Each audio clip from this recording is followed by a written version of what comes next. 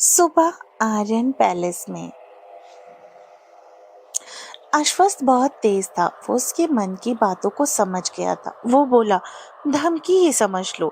निया फिर हैरान होकर उसे देखने लगी कि आश्वस्त उसके मन की बातों को कैसे सुन लेता है। कि तभी आदित्य रूम में बिना नॉक किए, बिना ब्रेक की गाड़ी की तरह घुस आया। पर आश्वस्त और निया को एक दूसरे के इतना करीब देखकर उसने फट से ब्रेक लगाया और जल्दी से पलट गया।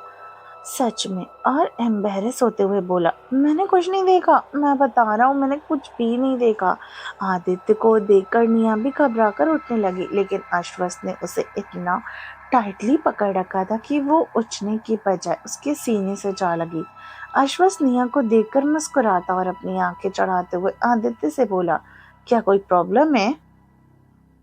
आदित्य हड़बड़ा गया और बोला, नहीं तो, मैं तो ये पूछने आया था कि लंच भी भाभी बनाएंगी या कोई कुक। वैसे कुक का बनाया खाना खाते खाते मैं पक गया हूँ, तो सोच रहा हूँ कि आज सुबह की तरह ही अगर भाभी कोई अच्छी सी डिश बनाकर खिलाएं तो। अश्वथ उसकी बात काटते हुए बोला, एक शर्त पर। आदित्य चौंक गया और उसने पूछा, कैसी शर्त? अश्वथ ने आदित्य को ऊपर से नीचे तक देखा और बोला, तुम्हारा फैशन सेंस बहुत अच्छा है।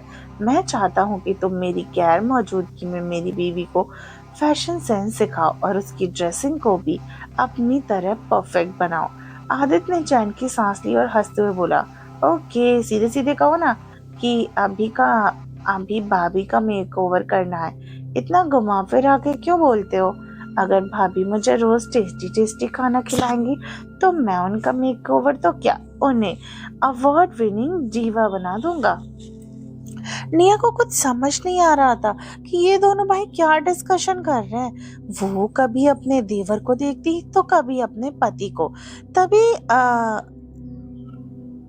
तभी अभियुक्त उसे देखकर उस पे टिप्पणी करते हुए कहता है, तुम बहुत ओल्ड फैशन हो, मैं तुम्हारा मेकओवर करना चाहता हूँ। निया खुद मन में मन बोली, ओल्ड फैशन? और उसे याद आया कि कॉलेज में भी सब यही उसे कहते थे। अश्वथ उसे एक अंतर्यामी लगता है जो उसके मन की सारी बातें जानता है। निया को हैरान देखकर आदित्य बोला, भाई आपको भगवान की तरह अंतर्यामी लग रहे होंगे ना, पर इसमें बारे में ये सच नहीं है। ये इंसान के हाव भाव से गेस कर लेते हैं कि उसके मन में क्या चल रहा है। बट डोंट वरी, वो हमेशा सही नहीं होते। अश्वथ आदित्य को चुप कराते हुए बोला, चुपचाप यहाँ से अब निकल जाओ। आदित्य बोला, जा रहा हूँ जा रहा हूँ। इतना गुस्सा क्यों हो रहे हो? मुझे भी कोई शौक थोड़ी ना है कबाब में हड्डी बनने का। आप दोनों की खुशी के लिए मैं सबको घर से बाहर भी भेज सकता हूँ और खुद भी चला जाऊंगा, ठीक? पूरा आयरन पैलेस आपका, सारा टाइम लॉन्ग टाइम होगा। पर भाभी, मेरे भाई रोमांस के मामले में काफी कच्चे इंसान है, तो मेकओवर आपको करना पड़ेगा। ये कहकर आदित्य कमरे से जाने लगा और निया मन ही मन सोचने लगी, सभी बेशर्मी गए इस घर में। तभी आदित्य मुड़ा। उसने बहुत ही शरारती अंदाज में कहा, मेरा गिफ्ट पहले देखना, ठीक है? आव्युत चिढ़कर बोला, क्यों, उसमें ऐसा क्या है जो पहले देखना है? आपके बहुत काम का है इसीलिए बोल रहा हूँ, भाई जरूर देखना। ये कहकर भी वो कमरे से बाहर चला गया। आश्वस्त समझ गया कि कुछ तो गड़बड़ है। वो अपने भाई को अच्छी तरीके से जानता था। निया भी आदित्य का गिफ्ट देखना चाहती थी और वो सामने रखे देख ही रही थी। निया ने झट से वो बॉक्स खोला और देखते ही हैरान रह गई। निया ने बॉक्स से गिफ्ट को निकाला। अभियुक्त ने भी गिफ्ट को देखा और देखते ही देखते उसकी भौहें तन गई। उसे गुस्सा आने लगा और वो मन ही मन बोला, आदित्य के बच्चे, तुझे तो मैं। निया सदमे में देखी आदित्य ने निया को सैटिन का रेड कलर का 2 पीस नाइट गाउन दिया था। सच में निया एकदम से नॉर्मल एक्ट करने की कोशिश की और उस गिफ्ट को वापस बॉक्स में डाल दिया और बॉक्स को बंद कर दिया। अभियुक्त ने भी बहुत ऑकवर्ड फील कर रहा था। कमरे में एक अजीब सा सन्नाटा छा गया। निया मन ही मन आदित्य को कोस रही थी। उसका मन कर रहा था कि वो शर्म के मारे मर जाए। अभियुक्त भी आदित्य को 1000 गालियां दे रहा था। उसका जी कर रहा था कि वो उसे कमरे में बंद करके खूब पीटे। तभी अभियुक्त का ध्यान निया पर गया। उसने देखा कि वो दोनों उस बड़े से कमरे के बीचों बीच चुपचाप खड़े हैं। अभियुक्त माहौल को थोड़ा नॉर्मल करने के लिए बोला, अरे वो पागल है, उसके गिफ्ट पर ध्यान मत दो। निया की बोलती बन गई। वो नजरें चुकाए उस गिफ्ट बॉक्स को देख रही थी। अभियुक्त निया को नॉर्मल करने के लिए बोला, ओह तुम्हें दूसरे गिफ्ट क्यों नहीं देखती? निया के मन में पहला यही आया, पहला गिफ्ट ही इतना शानदार है तो बाकी गिफ्ट में तो पता ही नहीं क्या क्या होगा। Oh my God. हाँ, वो घबराते हुए धीरे से बोली, सर आप ही देख लीजिए, मुझे नहीं देखना। और वो उठने लगी। अभियुक्त ने उसे छोड़ दिया और निया सीधे भागकर लाउंज में चली गई। निया के जाते ही अभियुक्त चिल्लाया, आदित्य! और वो आदित्य को ढूंढता हुआ कमरे से बाहर चला गया। आदित्य और बाकी की सारी फौज एक साथ लिविंग रूम में थी। अभियुक्त वहां पहुंचा और गुस्से में बोला, क्या मजाक है आदित्य? सबने उसे देखा। आदित्य मासूम बनता हुआ बोला, क्या हुआ भाई?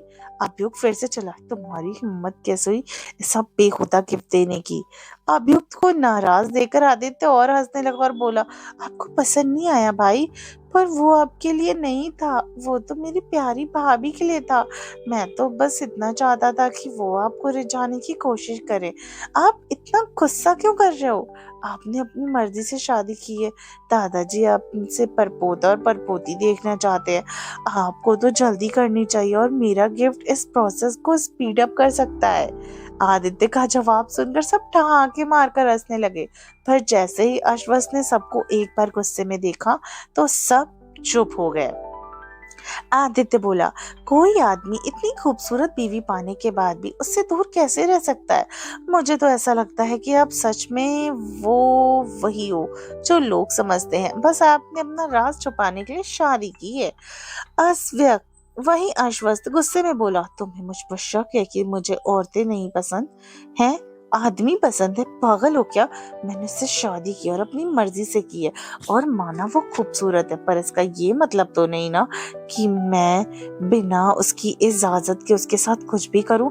मैं इतना भी अश्वथ बोल ही रहा था कि तभी निया वहां आई, क्योंकि उसे ओरियन के साथ चेकअप के लिए हॉस्पिटल जाना था। सबने उसे देखा। सबकी नजर उसके गुलाबी पतले होठों पर टिकी हुई थी। अश्वथ ने निया के होठों को बड़ी बेरहमी से काट डाला था और उसके होठों पर जमा हुआ खून साफ दिखाई दे रहा था।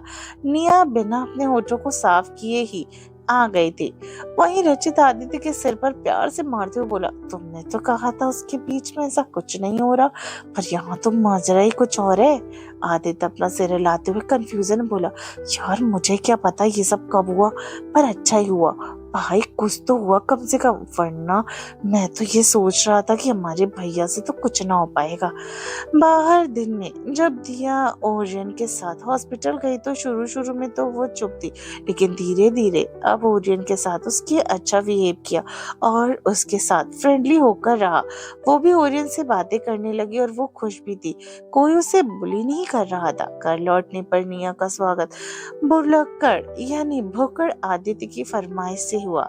लंच टाइम हो गया था और छोटे शहजादे को खाना खाना था। निया ने खुद ही लंच बनाया। खाना टेबल पे आते ही आदित्य उस पे टूट पड़ा। आदित्य को देखकर ऐसा लग रहा था कि अगर बाकी लोग नहीं होते तो वो अकेले ही सारा खाना खा जाता।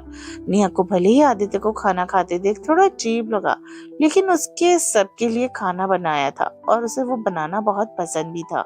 रात हो चुकी थी। निया चुपचाप बेड पर पालथी मारकर स्टेटस पे स्टैचू बनी बैठी थी और अपने पति को देख रही थी, जो अपनी फ्लाइट के लिए रेडी हो रहा था। उसकी फ्लाइट रात के 12 बजे की थी।